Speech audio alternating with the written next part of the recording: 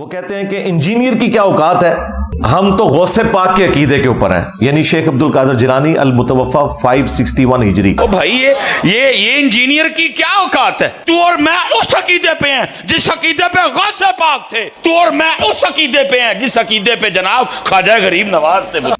وہ اپنی عوام کو یہ بتا رہے ہیں کہ بھئی انجینئر کی کیا اوقات ہے، ہمارے تو عقیدے وہ ہیں جو شیخ عبد القادر جیلانی کے عقیدے ہیں۔ تو معذرت کے ساتھ اس سے بڑا کوئی بلنڈر ہی نہیں ہے۔ تمہارا شیخ عبد القادر جیلانی کے ساتھ کیا لینا دینا؟ تم نماز کے جس طریقے کو مکھیاں مارنا کہتے ہو، تم نے اپنی پبلک کو یہ بتایا کہ یہ بغلوں میں بت رکھ کے آتے تھے تو رفع الیدین ہوتا تھا۔ جس شیخ عبد القادر جیلانی رحمۃ اللہ علیہ کے نام کے اوپر تم چندے اکٹھے کرتے ہو، 11ویں پکا پکا کے کھاتے ہو، کبھی اس 11ویں کے اوپر تمہاری جرت نہیں ہے کہ اس کی کتاب غنیت الطالبین سے نماز کا طریقہ بتا سکو۔ اس میں وہی طریقہ لکھا ہوا ہے جو بخاری اور مسلم میں ہے، رکوع میں جاتے وقت اور رکوع سے اٹھتے وقت رفع الیدین کے ساتھ نماز پڑھنا۔ تو تم غوث پاک کے عقیدے پہ کہاں سے آگے بھائی؟ اسی کتاب غنیت الطالبین میں تمہارے غوث پاک نے اور ہمارے عبد القادر جیلانی رحمۃ اللہ علیہ نے تم حنفیوں کو گمراہ جہنمی فرقہ لکھا ہے۔ ہاں، کتنی مزے کی بات ہے۔ اور اس سے زیادہ تکلیف دہ چیز انہوں نے لکھا ہے کہ اہل حدیث اصل میں اہل سنت ہے۔ چلو 2 چھکے مار کے گئے نے تو اور یہ چھاپی بھی ہے خود بریلویوں نے۔ نماز کا طریقہ، عقیدے وہ تو تمہارے والے ہے ہی نہیں تھے۔ استوا علی العرش کے حوالے سے انہوں نے ان کو جہمیہ لکھا ہے حنفیوں کو، اور اپنا عقیدہ اس میں کلیئر کیا ہے۔ تو 11ویں کے اوپر کبھی عبد القادر جیلانی کی کتاب غنیت الطالبین سے تم نماز کا طریقہ بتا سکتے ہو؟ 2 ہی ان کے بابے ہیں جی، انٹرنیشنل بابے، باقی تو سارے لوکل ہیں۔ انٹرنیشنل بابے جو ہے نا 2 ہی ہیں، اور میں ان دونوں کی عزت کرتا ہوں کتاب و سنت کی حدود کے اندر۔ نمبر 1 امام محمد غزالی المتوفا 505 ہجری، اور نمبر 2 شیخ عبد القادر جیلانی المتوفا 561 ہجری۔ اور مزے کی بات، امام غزالی نے اپنی کتاب کیمیائے سعادت میں اور شیخ عبد القادر جیلانی نے اپنی کتاب غنیت الطالبین میں نماز کا وہی طریقہ لکھا ہے جو بخاری اور مسلم میں ہے، رکوع میں جاتے وقت اور رکوع سے اٹھتے وقت رفع الیدین کر کے نماز پڑھنا۔ اب مجھے بتائیں، یہ جو یہ کہہ رہا تھا کہ انجینئر تیری کیا اوقات، ہم غوث پاک کے عقیدے کے اوپر ہیں، تمہاری تو نماز ہی غوث پاک والی نہیں ہے۔ اور اگر تم یہ کہتے ہو کہ نہیں وہ تو حنبلی تھے، تو یہ بھی جھوٹ ہے، انہوں نے کہیں نہیں لکھا کہ میں حنبلی ہوں۔ اور دوسری بات، تمہارا پیران پیر تو حنبلی ہے، تو تم حنفی کیوں ہو؟ اور پیران پیر کو پوری زندگی یہ پتہ ہی نہیں چلا کہ نماز کا سنت طریقہ کیا تھا جو تم حنفیوں کو سمجھ آ گیا۔ بتاؤ مرید کی نماز ٹھیک ہے یا پیر کی؟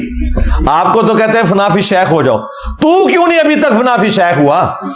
ہاں، یہ ان کی لینگویج میں انہیں جواب ہے۔ ہم تو فنافی شیخ ہیں، ہمارے شیخ تو وہ ہیں جن کی قبر مدینے میں صلی اللہ علیہ وآلہ وسلم، جو ہمارے باپ بھی ہیں روحانی طور پہ۔ النبی اولا بالمؤمنین من انفسہم وازواجہ امہاتہم، نبی مومنین کی جانوں پر ان سے بڑھ کر حق رکھتے ہیں، اور نبی کی بیویاں امت کی مائیں ہیں۔ لیکن تم فنافی شیخ کیوں نہیں ابھی تک ہوئے کہ تم غوث پاک کی 11ویں جو پکا پکا کے کھا رہے ہو اور تونے بڑھا رہے ہو، کبھی اس 11ویں کے اوپر غنیت الطالبین کھول کے غوث پاک کی نماز کا طریقہ بتایا عوام کو؟ تو یہ بھی تمہارا دعویٰ بالکل غلط نکلا۔ وہ کہتے ہیں کہ انجینئر جو ہے یہ غوث پاک پہ بھونکتا رہتا ہے، نعوذ باللہ من ذالک۔ میں شیخ عبد القادر جیلانی رحمۃ اللہ علیہ کو رحمۃ اللہ علیہ بھی کہتا ہوں، کبھی ساتھ المتوفا 561 ہجری بولتا ہوں۔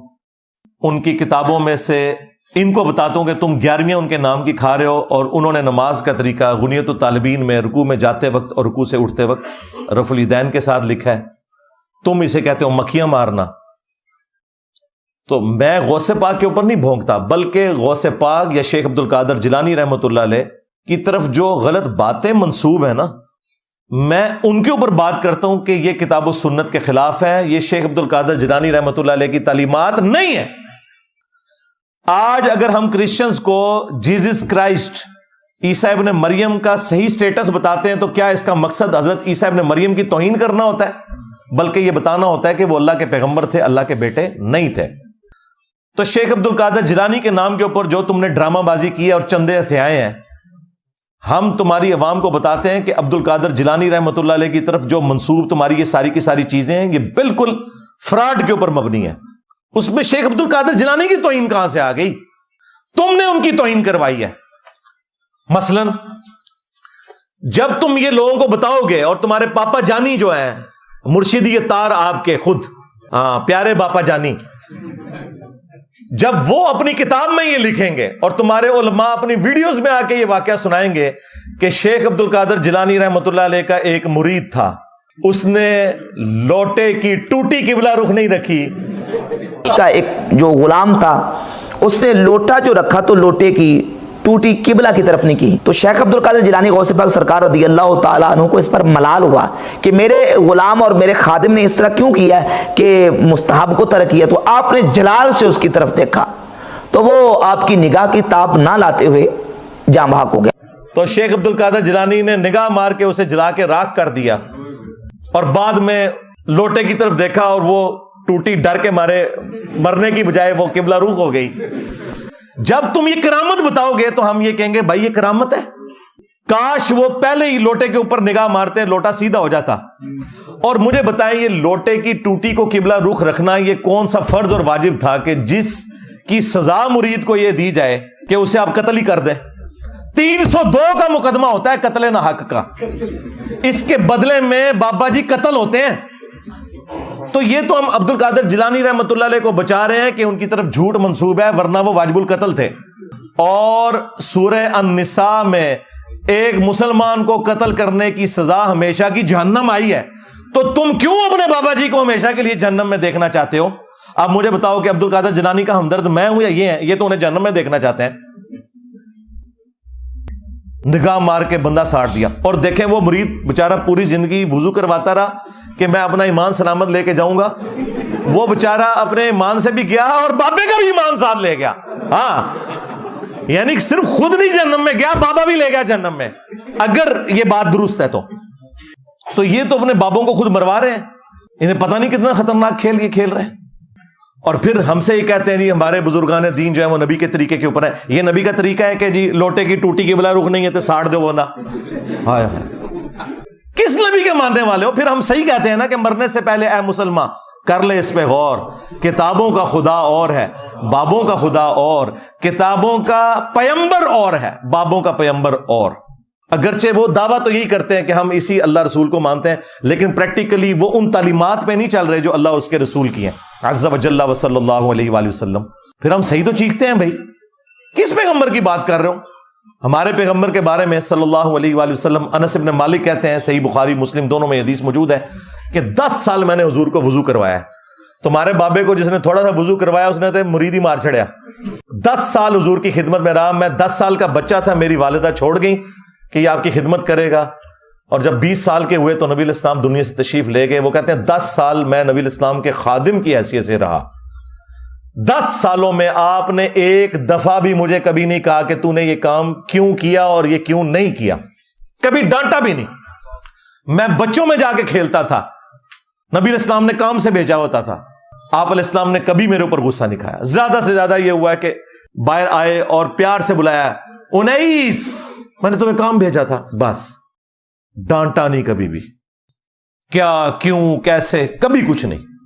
بالکل بچوں کی طرح پیار کیا.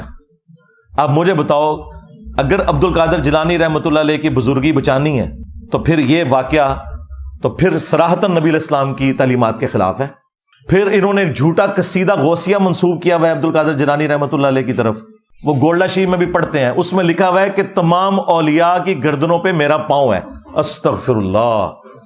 اندازہ کریں کیا حضرت ابوبکر عمر عثمان و علی نے کبھی کہا کہ تمام صحابہ کی گردن پہ ہمارا پاؤں ہے؟ تو سرکار خلفۂ راشدین جیسا تو ہے ہی کوئی نہیں. تیرے سارے بابے تشائی کوئی نہیں ان کے مقابلے پہ. اچھا یہ جو اس کو بار بار تکلیف ہوتی ہے جی بابے تشائی کوئی نہیں، یہ ایبسولوٹ جملہ ہے. کمپیرزن کرواتا ہوں، تم سب کا یہ عقیدہ ہے کہ بابے تشائی کوئی نہیں.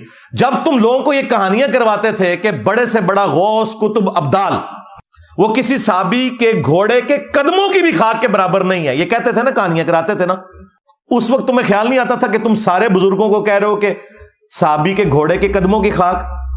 ہم تو اس کے ساتھ ایگری نہیں کرتے کہ آپ جانوروں کے قدموں کی خاک کے برابر کسی بھی انسان کو کرے جو کلمہ گو ہے.